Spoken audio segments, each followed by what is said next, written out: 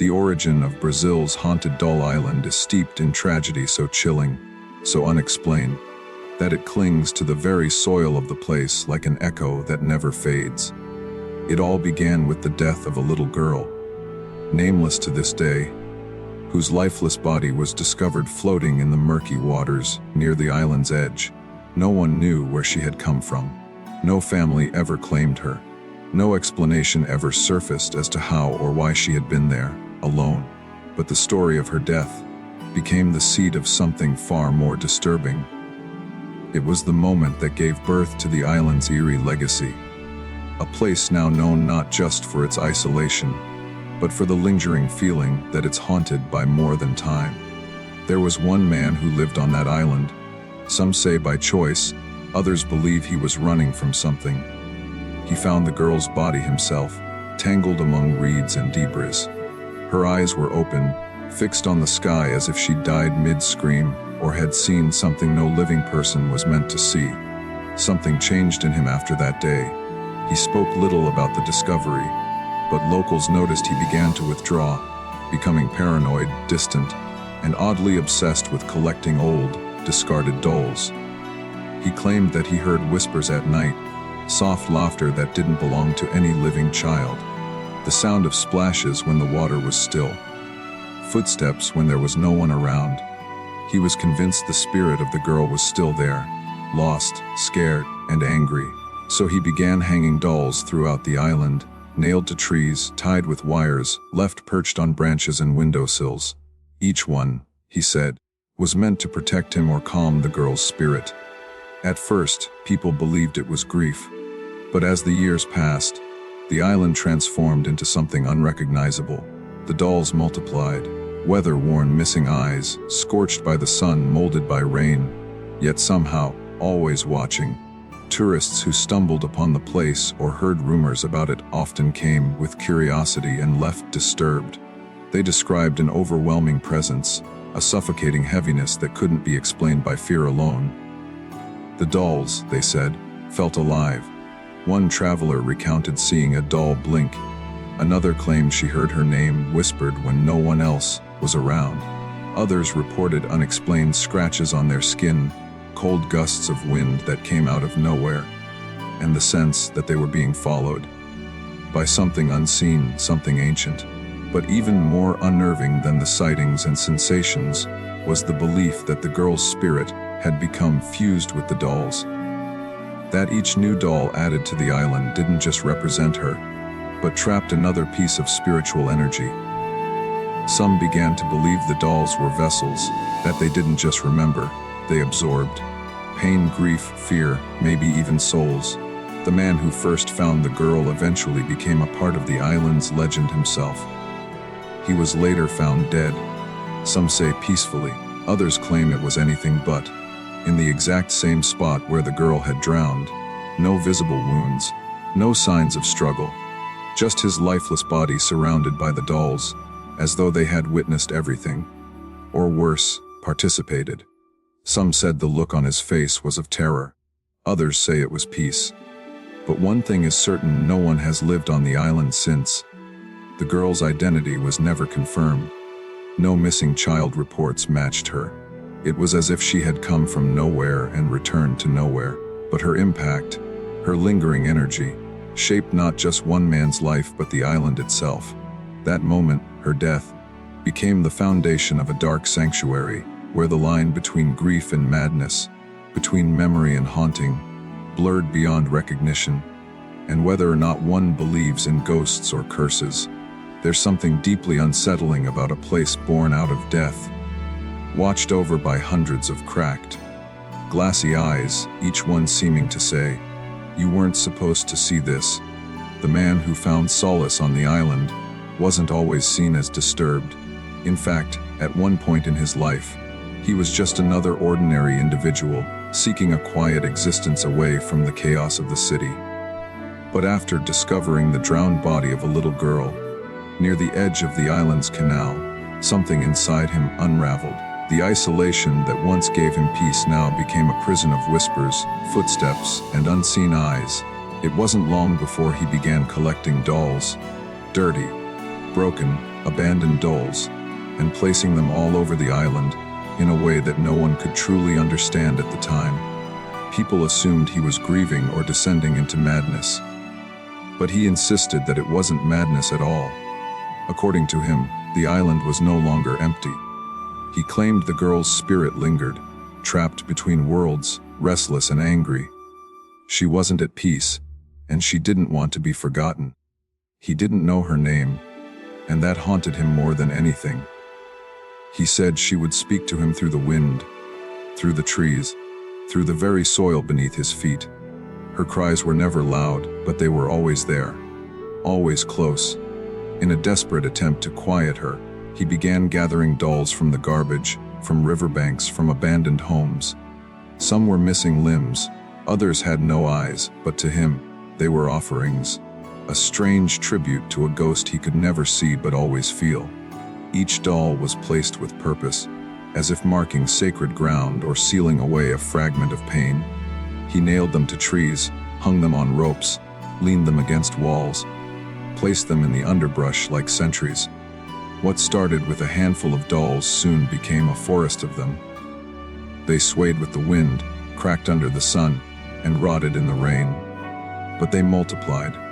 Visitors would leave behind dolls of their own, some out of fear, some out of curiosity, and some out of respect. People began to believe that these dolls weren't just symbolic.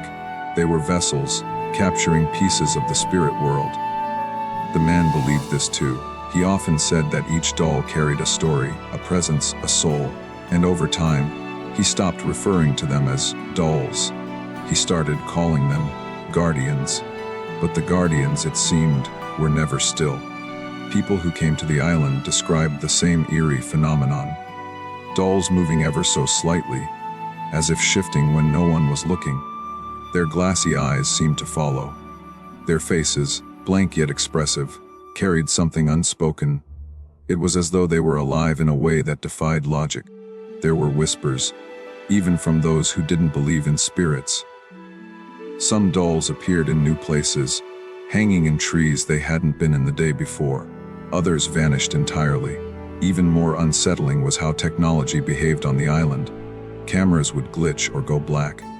Batteries would suddenly die. Phones would freeze or crash without warning. Sound recorders picked up strange noises, soft humming, distant laughter, and even crying. It wasn't constant, but it was enough to make even the most skeptical visitors leave in a hurry. Some would make it back to their boats trembling, refusing to speak until they were miles away from the island. For the man, though, this became a daily reality. He no longer feared it.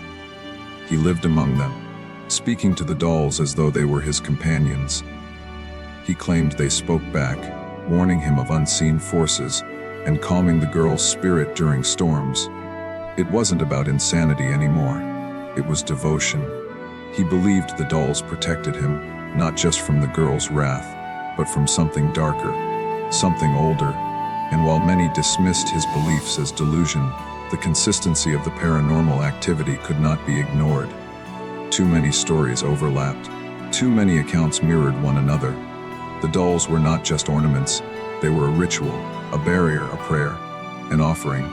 And the man, whether knowingly or not, had created something that transcended mere folklore. An entire island transformed into a sanctuary of haunted silence, where the line between life and death seemed to blur. What truly unsettled people about the island wasn't just the eerie silence or the sight of thousands of decaying dolls hanging from trees. It was the sense that something was watching them. Visitors didn't have to believe in ghosts to feel it. It was there from the moment they set foot on the island, an invisible pressure that seemed to weigh on their chest, slow their breath, and raise the hairs on the back of their neck. Many would later say the dolls weren't just hanging there. They were alive, not in the literal walking and talking sense, but in a way that suggested presence, intent, and memory. As though each one had a soul embedded within it, silently observing everything around it. People came with cameras and left with broken footage. Seasoned photographers found their equipment malfunctioning the moment they tried to capture the dolls up close. lenses fogged up without reason, batteries that had been fully charged drained instantly. Audio recordings picked up static, strange distortions, or, most terrifying of all, soft whispers that no one heard during the actual visit. Even GPS devices glitched, losing signal the closer someone got to the heart of the island. It was as though the island itself resisted being seen, documented, or remembered through artificial eyes. It demanded to be experienced directly, raw, unfiltered, unrecorded. One particular story involved a travel vlogger who came to the island to film a Halloween special. He was skeptical, brushing off the locals' warnings as superstitious nonsense. But after only 20 minutes on the island, he became visibly disturbed. He reported hearing something, like a child humming an old lullaby from somewhere deep in the trees. When he turned toward the sound, he said the dolls swayed, not with the breeze, but all at once, in perfect, unnatural rhythm. He left mid-recording pale and shaken, and later uploaded only a short clip titled, "Never Going Back." In it, the sound of the lullaby is faint but clear. His camera abruptly cuts to black just before a chilling whisper can be heard saying, "Stay." Another visitor, a woman from Sao Paulo, came with a group and claimed to have seen a doll's head slowly turn to face her as she stepped into a clearing. It had no eyes, just two hollow sockets, but she swore it was looking at her. Others in her group laughed it off until, moments later, she tripped over something and fell into a shallow pit, filled with broken doll parts, limbs, heads, hair, and even a few faces that hadn't been there before. When they helped her up, one of the dolls she fell onto had her name scratched into its back. She had never been to the island before. She never returned. Strange occurrences weren't limited to just the island itself. Some who took dolls from the island as souvenirs, despite warnings, reported disturbing activity afterward. One man said the doll he brought home would move positions during the night. Another claimed to hear giggling from his closet where he had stored it. Some even reported nightmares so vivid and horrifying they burned themselves into memory. After returning the dolls to the island, these occurrences stopped, as if the dolls, once removed from their resting place, carried with them whatever force inhabited the island. And that force did not like being disturbed. Even animals responded strangely to the island. Birds wouldn't nest there. Dogs would refuse to go ashore. One tourist brought a pet parrot who began screaming and thrashing the moment they approached the island, only calming down when they turned back. Locals claimed the spirits on the island didn't just haunt humans. They influenced the very atmosphere. The trees, the air, even the soil seemed to carry a weight that repelled life. There's a pattern in all of these reports' presence. Whether it was through movement, sound, malfunctioning electronics, or emotional disturbances, something on the island actively interacted with those who visited. It wasn't passive. It wasn't residual energy. It was something that watched, reacted, and in some cases, warned. And that's what makes the island so uniquely terrifying. It doesn't just host supernatural activity. It invites you in, lets you feel safe for a moment, then quietly reminds you that you are not alone. The man who once lived on the island didn't see the dolls as decoration or superstition. Over time, they became companions, guardians, even spiritual mediators. But as his devotion grew, so did the strange occurrences around him. He believed the dolls offered him protection from the girl's wandering spirit, yet the island never gave him peace. Whispers persisted. Laughter echoed at odd hours, and shadows danced where no light should have reached. It wasn't just the little girl anymore. The presence that had started with one spirit began to feel multiplied, stronger and more demanding. The very energy of the island seemed to grow darker, heavier, as though it was absorbing everything it touched, including him. He began speaking to the dolls out loud, not as if he was pretending they were real, but as if he truly believed they were listening.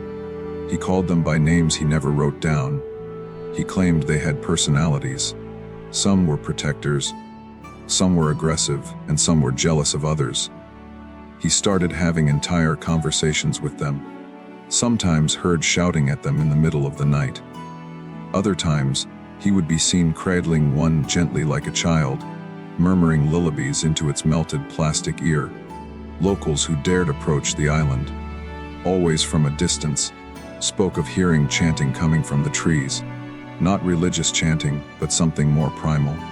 Fragments of words, emotion without structure, as if grief had taken form and learned how to speak through him. He also began to act strangely toward outsiders. If someone came too close, he would wave them away, sometimes shouting warnings about the spirits being angry today. He would warn of the girl's presence growing restless, that the dolls hadn't eaten in a while. He said the island needed offerings, more dolls, more prayers, more attention. He asked some visitors to leave behind pieces of clothing, a lock of hair, anything personal.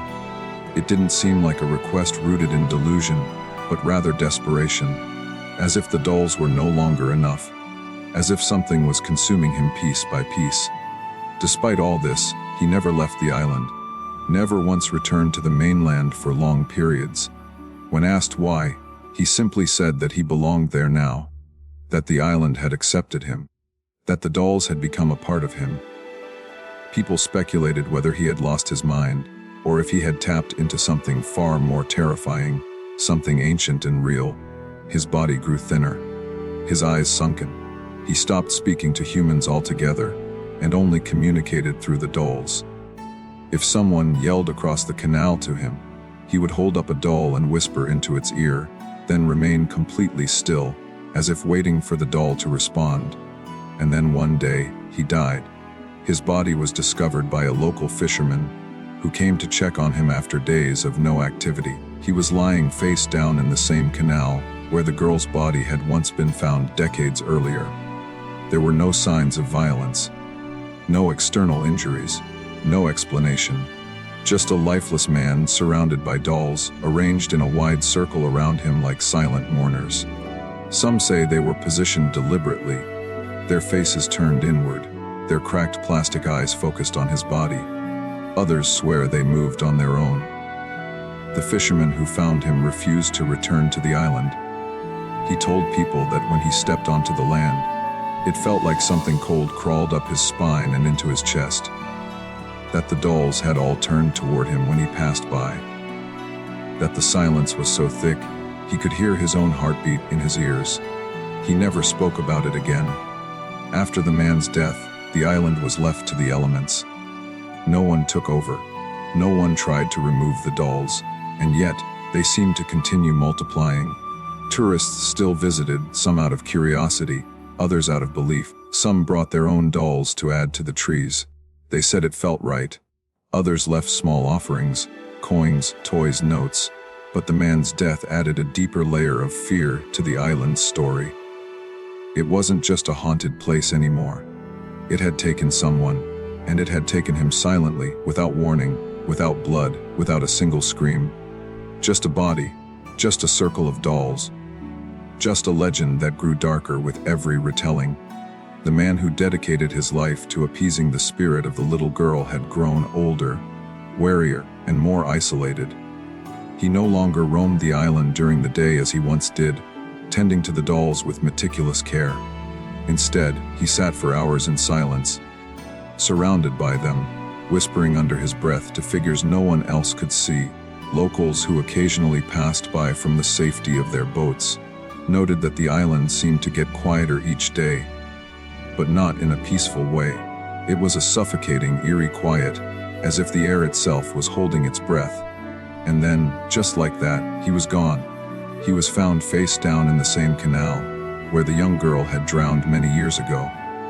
No wounds, no sign of struggle, no footprints around the body.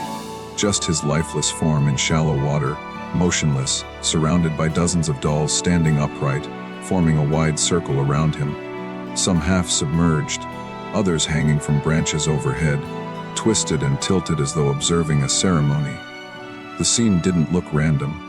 It felt choreographed, as if the island had staged his final moment, turning it into a ritual. The fisherman who found him could barely speak. He was visibly shaken and said only one thing before refusing to ever return. The dolls were watching me. People say his face looked calm, but not peaceful. Calm in the way someone surrenders when they know there's no point fighting anymore. Those who examined the scene said his eyes were open, almost staring upward, as if he had seen something in those final seconds, something the rest of us were never meant to see. Some believe the girl's spirit had finally taken him. Others think it was something darker, something that had been growing on the island for decades, feeding on pain, loneliness, and fear. The exact cause of death was never determined. No heart attack, no illness. It was as if his life had simply stopped. After his death, no one dared step onto the island for weeks. The dolls remained in their places, though some swore they had shifted. That certain ones were now positioned facing the canal, where the body had been discovered. That others hung lower than before. Some visitors claimed to see a new doll on the island every time they returned, though no one had seen anyone bring one. One explorer said he counted the dolls during a brief visit, and then returned a week later, only to find several more. When he tried to recount them, he was overcome with dizziness and had to leave. He later admitted that, in the moment, he felt like he wasn't meant to count them at all, as if doing so disturbed something sacred. The island didn't become quieter after the man's passing. In fact, many say it became more alive. The dolls seemed more active. Visitors spoke of new voices, not just one, but many, some angry, some crying, some whispering unintelligible phrases. The air around the canal, where the man died, always felt colder than the rest of the island. Even during Brazil's scorching summer months, people began to refer to that area as the crossing, believing it to be the place where the boundary between the living and the dead had become paper thin. There's a peculiar theory that began circulating shortly after. Some say the man didn't die in the way we understand death, that he became part of the island, that his spirit didn't leave but joined the dolls, merged with the energy that clings to every corner of the place. People believe that now, when they see a new doll or feel a new presence, it isn't just the girl anymore. It's him too. That he watches over the island not to protect others, but to ensure no one disturbs what has become sacred ground. The line between protector and prisoner has blurred. Those who have dared to visit the island since often leave small offerings near the canal. Coins, flowers, even letters. They don't do it to honor the girl.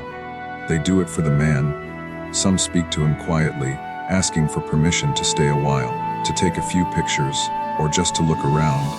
They never raise their voice. They don't laugh. They move carefully, respectfully, because deep down, they know something remains there. Something that doesn't want to be forgotten. Something that once had a face, a voice, a life, and now, perhaps, has become just another pair of eyes silently watching from behind a cracked plastic mask. The idea that the island is cursed isn't just a rumor. It's a belief deeply woven into the hearts of those who've experienced its energy firsthand. The curse is not the loud, theatrical kind you read about in old legends. It's subtle, quiet, creeping. It's the kind of curse that lingers in the air, in the silence, in the way your body reacts without you knowing why. Locals avoid even speaking of the place, referring to it in vague terms, as if saying its name might invite unwanted attention. They don't need to convince outsiders. It's simply something they know. The island holds something that doesn't belong in the world of the living. And the dolls, hanging in the trees like hollow-eyed witnesses, are not just there to memorialize a little girl. They are, many believe, vessels, traps, containers for spirits that have been caught and bound. It began with one girl's death, but it didn't end there. Over time, visitors began to speak of the dolls with increasing fear, not just because of their unsettling appearance, but because of the feeling they gave off, the way they seemed to absorb the emotions around them. People said that when they were angry or grieving, the dolls seemed more active, more intense. Some claimed that if you brought your own emotional baggage onto the island, it wouldn't leave with you. The dolls would take it, they would feed on it, and in return, they would leave something behind, something cold and heavy that would follow you long after you'd left the island. Many now believe that every time a doll is added to the island, it doesn't just represent another spirit being honored or calmed. It becomes a prison. A new soul, a new presence, a new piece of emotional energy gets trapped within it. Some even suggest that visitors who come with too much unresolved pain risk leaving a part of themselves behind. One man reportedly visited the island after the loss of his wife. He spent several hours there, sitting quietly among the dolls, whispering into the wind. When he returned to his hotel, he became distant, confused, and began speaking in a childlike voice. His family said he would wake up crying in the night, saying things like, "She's still there," or "They won't let me leave." He eventually refused to speak at all, isolating himself and clutching a small doll that he claimed had followed him home. His mental health deteriorated rapidly. Doctors couldn't explain it, but those who knew where he had been didn't need one. There's something about the island that clings to people. Not always in ways that are visible, but in their dreams, in their thoughts, in the subtle shift of their emotions. People who visit often speak of nightmares that follow them for weeks. Repeating visions of dolls watching them from trees, of tiny footsteps behind them in empty hallways, of water dripping somewhere it shouldn't be. One woman who visited the island with a group of amateur paranormal investigators claimed she could hear the dolls whispering her name in her dreams for an entire month after her return. She had never given her name out loud during the trip. She never told anyone there what it was. That, she said, was the part that broke her.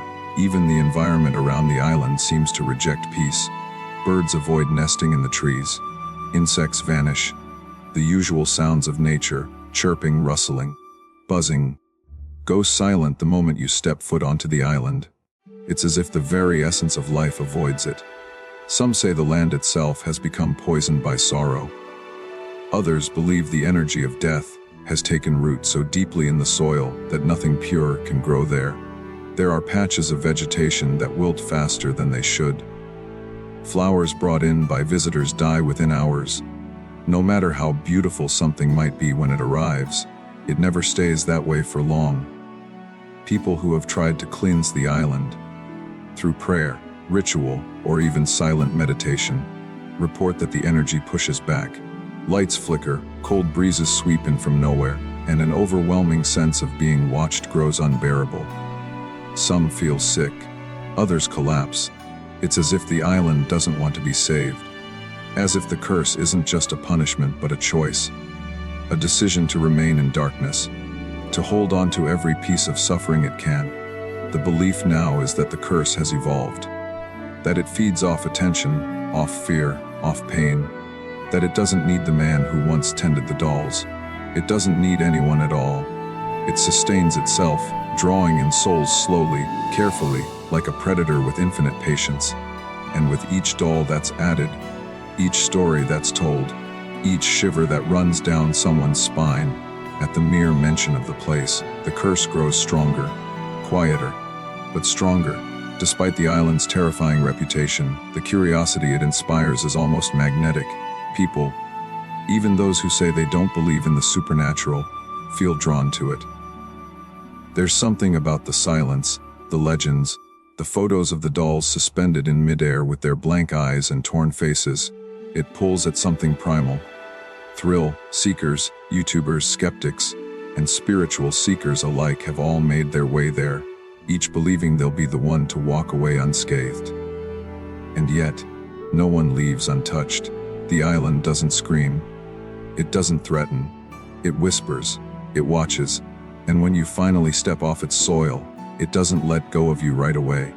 Many of those who have dared to visit the island report that the feeling of being watched never fully disappears. Not when they leave, not when they go home, not even months later. Some say they feel as though something attached itself to them, Not possession necessarily, but more like a presence, a gaze that lingers. People begin to notice shadows in their periphery, dolls appearing in dreams, a constant chill in their homes where none existed before. It doesn't matter how long they stayed on the island. Sometimes, it's just stepping foot on it that's enough. And while most don't suffer physical harm, the psychological impact can be deep and unsettling.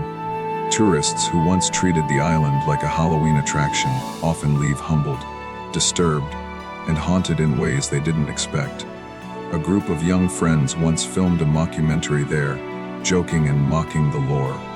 They laughed, dressed one of the dolls in sunglasses, and treated the whole thing like a prank. But after returning home, they experienced a string of bizarre incidents. Appliances turning on by themselves, voices coming through their phones, sudden fevers with no medical explanation. One of them began sleepwalking for the first time in his life, waking up in random places with no memory of how he got there. He eventually burned the clothes he wore on the island and refused to speak about it again. Another tourist, a woman from Europe who had traveled extensively and visited haunted sites all over the world, said that nothing compared to what she felt on the island. She described an intense emotional shift that hit her the moment she arrived, an overwhelming sadness that made her cry uncontrollably without knowing why. She stayed for just 1 hour, took a few photographs, and left. But for weeks after returning home, she was plagued by a recurring dream, a little girl standing at the edge of her bed, clutching a headless doll and whispering in Portuguese. The woman didn't speak the language, but she said the tone made the message clear. You shouldn't have come. Even those who don't step foot on the island, but view it from a distance, report a strange sense of unease. Boat drivers who take tourists near the island often turn back quickly, reluctant to linger. One veteran guide said he refuses to stay more than a few minutes near the shore. He claims that the longer he remains, the more his motorboat begins to malfunction. He's changed batteries, engines, cables. Nothing helps. He believes it's the energy of the island itself. He described it as a pull, not physical, but emotional. As if the island wanted to drag something out of him. As if it was trying to take something intangible. Peace, sanity, memory. There are also those who visit quietly, respectfully. Not to provoke, but to offer something. Flowers, old dolls, letters. They don't film. They don't speak loudly. They come for personal reasons. Grief, closure, curiosity born from pain. These visitors often leave without incident, but they always describe the same thing. The island knows who you are. They say it feels personal, that the dolls somehow react differently to each person, that what one person experiences might not be what another sees or hears. One man said he felt welcomed, even comforted. Another, on the same day, claimed he heard hissing in his ears the moment he stepped off the boat. Same place, same weather, completely different experience. That's what makes the island so terrifying. It doesn't just act as a haunted location. It adapts, it responds, it mirrors back parts of yourself that you may not even know are there. Whether it's grief, guilt, arrogance, or unresolved trauma, the island finds it, and it touches it. And when you leave, it doesn't return what it took. It simply watches you walk away, then waits for the next visitor who thinks they're stronger than the stories. The island, beneath its decaying dolls and whispered legends, reflects something far more profound than ghost stories.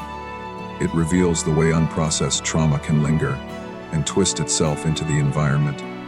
The man who once cared for the island didn't just hang dolls out of superstition or fear. He was grieving.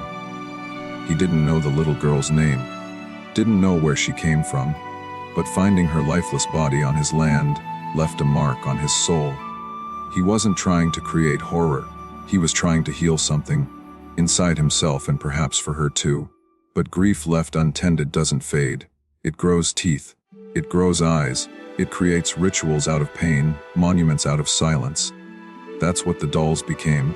Not just protectors, not just vessels, but extensions of his emotional collapse. And in that sense, the island is not just haunted. It is emotionally saturated. The air there doesn't feel heavy simply because of spirits or curses. It's heavy because so much unresolved emotion has been poured into that land. Every visitor who's brought fear, sadness, loss, or even curiosity has fed the island something. And the island doesn't forget. It doesn't reject these offerings, it absorbs them. It holds them in place like a living memory, wrapped in plastic limbs and hollow-eyed stares.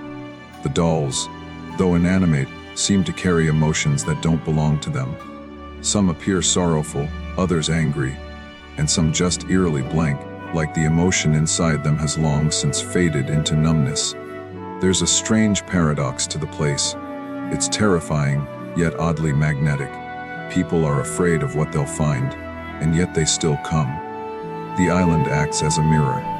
Whatever is buried inside the visitor, whether they admit it or not, is somehow drawn out. A skeptic may come to mock the dolls and find themselves shaken by childhood memories they haven't faced in years. A grieving parent may arrive looking for answers and leave with more questions than they can bear. The island knows how to dig into the soft places of the human soul and bring things to the surface. Not through violence, but through presence. That presence is what makes the island so much more than just a paranormal curiosity. It's not like the haunted houses people build for thrills. This is real. The energy there doesn't follow a script. It responds. It waits. It adapts. It's not always loud or visible. Often it's the silence that speaks loudest. Visitors report feeling deeply unsettled even when nothing is happening. No noises, no movements. Just the overwhelming sense that they've been seen in a way that goes far beyond the physical. That their secrets are no longer theirs alone. That something now knows them, and it is not judging.